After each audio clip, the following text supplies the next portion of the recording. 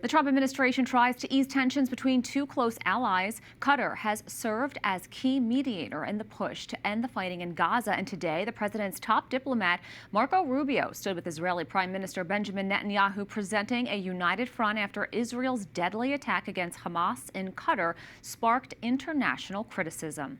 White House correspondent Owen Jensen reports. Owen. Veronica, as the war in Gaza continues tonight, Secretary Rubio's visit a show of support for Israel, and tomorrow the Secretary visits Qatar.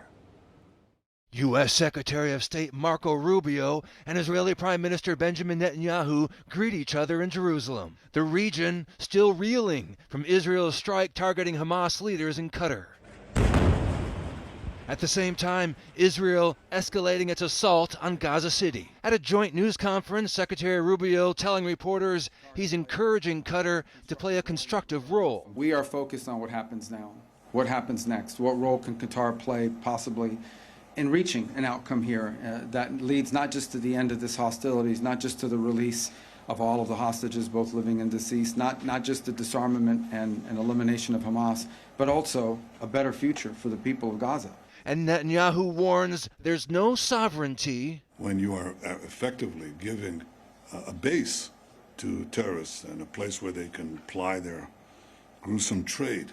So it's the right of every country under international law to defend itself beyond its borders against those who would kill their citizens. The U.S. and Israel push back against Canada and some European countries that want to recognize a Palestinian state. The State Department says that rewards Hamas terrorism. Qatar hosted a summit of Arab leaders today in the hopes of presenting a united response to Israel's attack. Qatar accusing Israel of not caring about its hostages and instead only working to ensure Gaza is no longer livable, asking if Israel wishes to assassinate the Hamas leaders, why then engage in negotiations with them? And just yesterday, as he flew back to Washington from New Jersey, President Donald Trump telling reporters, "Look, we're with them.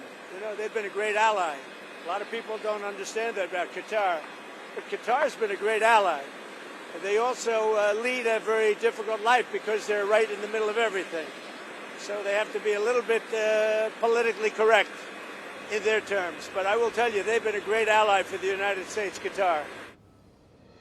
Separately tonight, President Trump announced that the U.S. military blew up a boat of narco-terrorists from Venezuela who he says were transporting illegal drugs. They were blown up in the ocean. He says 3 terrorists were killed. No U.S. military members were harmed, and the president warned, "We are hunting you." At the White House, Owen Jensen, EWTN News Nightly.